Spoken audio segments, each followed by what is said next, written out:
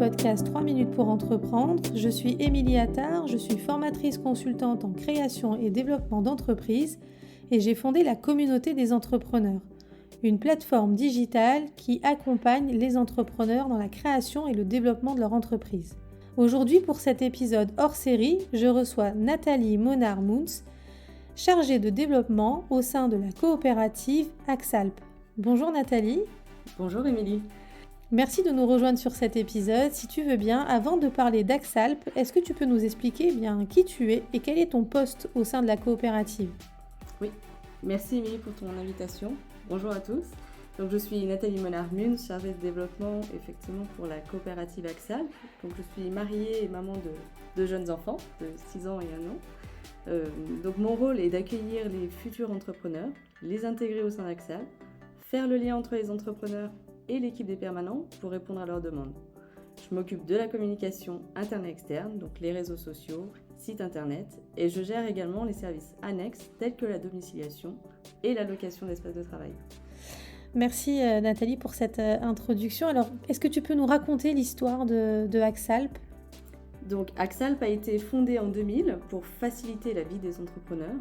Donc on est installé aujourd'hui au cœur d'Annecy, dans le centre d'affaires de la Tria.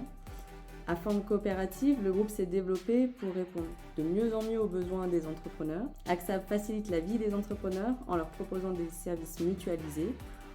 On se veut donc à taille humaine et aujourd'hui on compte 50 entrepreneurs. Si tu devais définir le thème de coopérative d'entrepreneurs, tu expliquerais ça comment ? Alors la coopérative d'entrepreneurs permet de créer son activité avec l'appui d'une structure juridique déjà existante. Donc en d'autres termes, c'est entreprendre en toute simplicité et en toute sécurité. Donc ça veut dire que je crée mon activité commerciale, mais que je ne crée pas une structure juridique, c'est ça ? Exactement. Je suis rattachée à la structure juridique de la coopérative. Oui. Et comment tu différencies une coopérative d'une couveuse d'entreprise ? Alors que la couveuse propose un CAP, donc un contrat d'appui au projet d'entreprise, la coopérative d'entrepreneurs propose également ce CAP, mais va permettre à l'entrepreneur d'évoluer au sein de la coopérative et donc d'avoir le statut d'entrepreneur salarié. D'accord. Parce que le CAP, il est limité dans le temps. Ok. Alors, on revient sur Axalp, qui a été fondée en 2000 et qui aujourd'hui est implantée à Annecy. C'est une coopérative qui rayonne que sur Annecy, sur la Haute-Savoie ? Alors la coopérative est implantée effectivement sur Annecy. On a 30% de nos entrepreneurs qui sont sur le bassin annécien, 30% des autres entrepreneurs qui sont sur le reste de la Haute-Savoie, 30% sur le reste d'Auvergne-Rhône-Alpes et enfin on en a quelques-uns qui sont aussi sur Paris, Occitanie. Donc on est sur toute la France, on n'a pas de limite géographique. D'accord. Alors quelles sont les offres que va proposer Axalp ? Est-ce qu'il y a des offres qui s'adaptent finalement à différentes activités ou à différentes maturités du projet ? Alors Axalp, propose une palette d'offres à chaque fois qui vont être adaptées aux besoins de l'entrepreneur. On démarre avec l'offre mission, qui est notre offre de portage salarial, qui est une activité réglementée depuis 2015. Elle est réservée aux activités intellectuelles, comme par exemple le conseil, la formation, l'audit. Ensuite, on va avoir d'autres offres, à savoir l'offre Welcome, qui est, elle, idéale pour démarrer une activité. Elle permet de tester son projet en grandeur nature sans les contraintes de la création d'entreprise. Vous lancez votre activité par le biais d'une signature d'un CAP, le contrat d'appui au projet d'entreprise. Ce CAP est cumulable avec les allocations chômage, pour information. Et l'entrepreneur dispose du numéro de SIRET de notre structure, d'une assurance professionnelle et du support administratif et comptable. On va faire la gestion de la TVA, s'occuper du suivi des règlements clients avec l'envoi des factures, les encaissements, les relances clients, le remboursement des frais professionnels. Et nous mettons aussi également à disposition des modèles de devis, contrats, conventions qui ont été validés par un juriste. Finalement, c'est une offre un peu parfaite quand on veut créer son projet d'entreprise. Il y a des inconvénients, il y a beaucoup d'avantages, ça on a noté, mais est-ce que toi tu notes des petites choses qui peuvent freiner à l'entrée et des freins que tu peux très très largement lever quand tu intègres une nouvelle entreprise au sein d'Axalp ? Alors l'inconvénient, donc c'est le cœur de métier d'Axalp, c'est le cœur de métier d'Axalp, donc c'est la gestion d'activité. Donc effectivement, si on n'a pas d'activité, ça peut être une contrainte parce que ça quand même C'est ça. coût. Le premier frein, c'est quand même d'avoir un projet construit et quelque chose de viable. Exactement. On n'est plus en phase de l'idée, là on est vraiment en phase de projet et donc on veut le tester grandeur nature. Tu nous as parlé, Nathalie, de 2 offres principales que sont les offres premium et les offres medium. Est-ce que tu peux nous en dire un petit peu plus et puis surtout quelle est la différence entre ces 2 offres ? Bien sûr. Alors les offres médium et premium, donc elles permettent à l'entrepreneur de bénéficier de la protection sociale d'un salarié en devenant entrepreneur salarié. Alors là, c'est 2 termes qui sont associés, qui paraissent être contradictoires, mais grâce à ce statut d'entrepreneur salarié, on mélange donc les avantages des 2 statuts. Aux yeux donc de ses clients, donc l'entrepreneur lui est à son compte, donc il prospecte, cherche, trouve ses clients, délivre donc la prestation. Et aux yeux de la coopérative, par contre, il est salarié, donc en CDI. Donc c'est un avantage parce qu'il bénéficie de la même protection sociale qu'un salarié de droit commun. Donc il a l'assurance maladie, l'assurance vieillesse, l'assurance chômage, la retraite complémentaire, l'assurance prévoyance, la mutuelle et le droit au congé maternité. Donc, tout le confort du salariat, mais en pouvant tester son projet d'entreprise. Exactement. Et développer son son activité commerciale. Oui. Et donc tous les mois, l'entrepreneur va percevoir son salaire et donc il reçoit aussi un bulletin de salaire. Donc c'est important à prendre en considération. Donc, on peut être à son compte tout en étant protégé, sécuriser sa famille et puis pouvoir poursuivre aussi ses projets personnels. Alors on précise bien sûr que le bulletin de salaire est en référence au chiffre d'affaires qui est généré bien sûr par l'activité. Bien sûr. C'est ce qui détermine le salaire de l'entrepreneur au sein d'Axalp. Oui. Et du coup, comme tu le disais tout à l'heure en introduction, quand on est demandeur d'emploi et qu'on perçoit une allocation de retour à l'emploi, est-ce que c'est compatible cette situation-là avec l'adhésion à Axa-Alp ? Alors oui, donc quand on signe ce qu'on appelle le contrat, le CAP, c'est effectivement compatible dans la mesure où l'entrepreneur est en phase de test. Donc là, il est entrepreneur accompagné, il continue de percevoir ses allocations chômage. Et ensuite, donc, à lui de choisir s'il veut se verser une rémunération ou non, selon là, le niveau de son activité. Mais en tout cas, c'est bien cumulable. Ensuite, il y a un recalcul des allocations chômage. Ok. Et alors, quelle est la typologie d'entrepreneurs qui intègrent la coopérative Axa-Alp ? Alors, les entrepreneurs qui intègrent Axa-Alp sont aussi bien des hommes que des femmes, qui recherchent en quelque sorte une solution clé en main, où ils peuvent démarrer sans contrainte, rapidement et avec le support d'une équipe, donc la gestion comptable et administrative pour leur activité. Ils sont généralement soit salariés en reconversion, demandeurs d'emploi ou aussi des entrepreneurs qui sont déjà à leur compte et en recherche d'une meilleure solution. Et globalement, on retrouve des entreprises de quel secteur, quel type de produits, de services qui sont commercialisés ? Alors, principalement, nos entrepreneurs, on a 90% qui fonctionnent en B2B.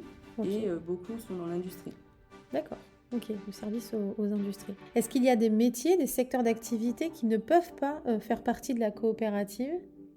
Alors oui, c'est toutes les professions réglementées. Par exemple, un agent immobilier ne pourra pas intégrer notre coopérative.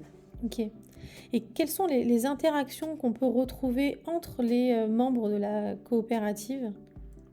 Interaction, donc on a un réseau, nous, interne, donc de communication où ils peuvent effectivement échanger. On a aussi des entrepreneurs qui s'apportent mutuellement du business, ça peut arriver. Et on organise aussi régulièrement des événements de sorte à pouvoir se réunir, se rencontrer, se revoir à travers des séminaires ou des déjeuners avec nos entrepreneurs. Alors, c'est vrai que quand on fait partie de réseaux d'entrepreneurs ou quand on discute avec des entrepreneurs, une des plus grosses difficultés de l'entrepreneur, c'est finalement de se retrouver seul. C'est l'objet de la coopérative de sortir de cet isolement et d'être à la fois entrepreneur, mais également membre d'une coopérative et de rompre cette solitude. Oui, alors l'esprit coopératif, c'est aussi cet esprit d'équipe auquel moi je me retrouve parce que j'ai grandi dans un milieu rudistique, donc j'ai grandi au travers de ces valeurs-là, valeurs d'équipe, donc c'est vrai que je me retrouve complètement dans cette coopérative. L'idéal, je dirais, pour l'entrepreneur, c'est aussi d'avoir un soutien, un accompagnement. Dès qu'il a une question, donc il peut nous contacter, poser sa question. Parfois, c'est vrai que les moteurs de recherche sont nos meilleurs amis, mais on a Ils des nous réponses poussent, hein, sont tellement larges et qui ne correspondent pas toujours Et puis à notre question. tout à fait. Et puis se retrouver seul devant son ordinateur, il n'y a rien de pire. On a des réponses à nos questions, mais on ne sait pas quoi faire finalement de ces réponses-là. Et c'est l'échange avec les membres de la coopérative qui peuvent apporter quelque chose. Ouais. Alors, on a vu qu'il y avait beaucoup d'avantages à faire partie d'une coopérative comme Axalp. Quel est le coût pour accéder justement à ces avantages ? Alors, le coût dépend de la formule choisie. Hormis en portage salarial où les frais de gestion sont proportionnels au chiffre d'affaires et sont au maximum de 9%. En formule donc, de gestion d'activité, le coût est de 6% et on a un forfait mensuel qui est appliqué selon la formule choisie. D'accord, donc tout est quasiment indexé sur le chiffre d'affaires qui est réalisé par l'entreprise. Voilà, donc on a ce taux qui est indexé sur le chiffre d'affaires et pour les offres de gestion, un forfait mensuel. Un forfait mensuel. Est-ce qu'il y a une limite à l'accès à certains de ces avantages par exemple, si je veux avoir accès à un document juridique, est-ce que je peux le faire aussi souvent que je le souhaite ou est-ce que c'est un forfait d'utilisation ? Alors l'accès par exemple aux documents juridiques, non, là c'est inclus en tout cas dans l'accompagnement et dans le forfait donc mensuel qui est versé. Alors, si je garde, on l'a un petit peu abordé tout à l'heure, si je garde mon emploi salarié, quel est l'intérêt pour moi d'intégrer une coopérative en étant salarié ? Parce que du coup, je vais me retrouver avec 2 emplois, 2 bulletins de salaire. Alors en étant salarié, c'est effectivement complexe de lancer son activité parce que ça demande aussi du temps et de l'énergie. Donc Axalp, le fait qu'on utilise déjà la structure juridique d'Axalp, on va gagner du temps et puis de l'énergie parce qu'on n'a pas besoin de se poser la question des démarches administratives à réaliser. Le salarié donc, peut démarrer son activité en parallèle donc, de son emploi. On peut commencer par un CAP, donc, où là c'est le contrat d'appui au projet d'entreprise. Et ensuite, une fois que son activité se développe suffisamment, là il peut passer entrepreneur salarié au sein de la coopérative et donc il retrouve après sa protection sociale qu'il a. Ok.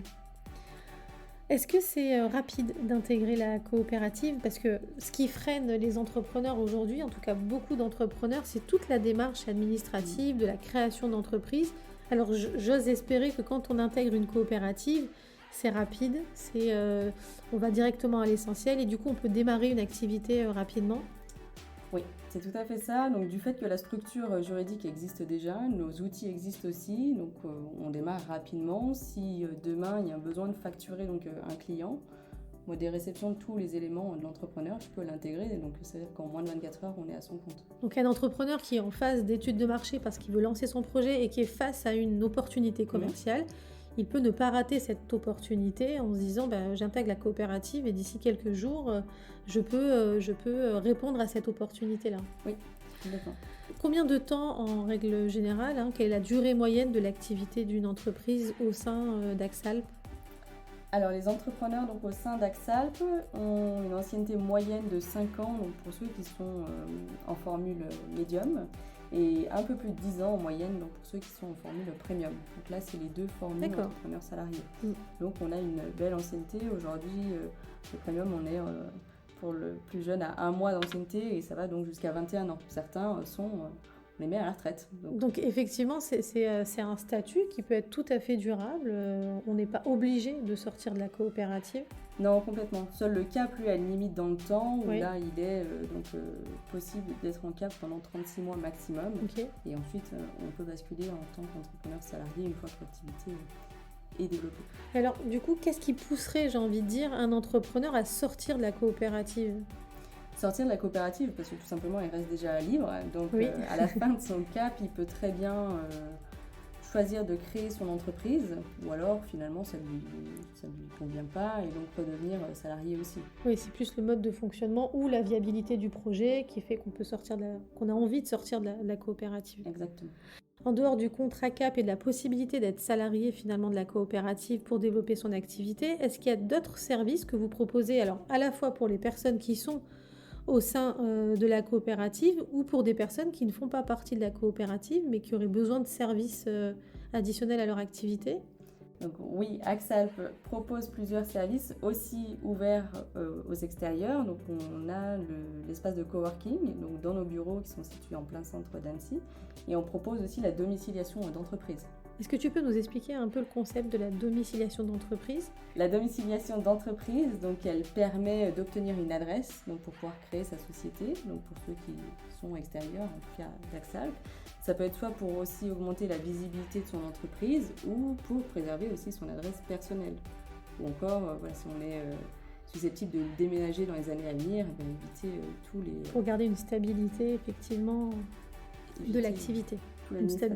C'est ça, la stabilité administrative de l'entreprise, c'est un point très très important. Nathalie, en introduction de l'épisode du podcast, tu nous as expliqué que ton poste était aussi basé sur la communication interne au sein de Axa. Est-ce que tu peux nous en dire un petit peu plus ? Oui, alors la communication interne, effectivement, au sein d'Axa, alors j'ai l'avantage, je dirais, d'être aussi en charge du site internet, ce qui me permet de connaître assez bien l'activité de chaque entrepreneur et pouvoir faire le lien entre eux. Quand il y a un entrepreneur qui a un besoin particulier, je peux le rediriger vers un autre entrepreneur ou alors aussi solliciter les autres entrepreneurs en ligne. Donc on a notre messagerie instantanée où tout le monde en tout cas a cet accès et donc on peut solliciter les uns les autres. Est-ce que tu dirais que la coopérative apporte une visibilité pour l'activité de l'entrepreneur ? La coopérative apporte, une visibilité du fait d'utiliser une structure déjà existante. Donc ça apporte forcément plus de visibilité. Est-ce qu'il y a des actions qui sont mises en place, par exemple à travers le site internet, pour présenter en fait les membres de la coopérative, pour les mettre en avant et peut-être être un peu porteur d'affaires avec le monde extérieur ?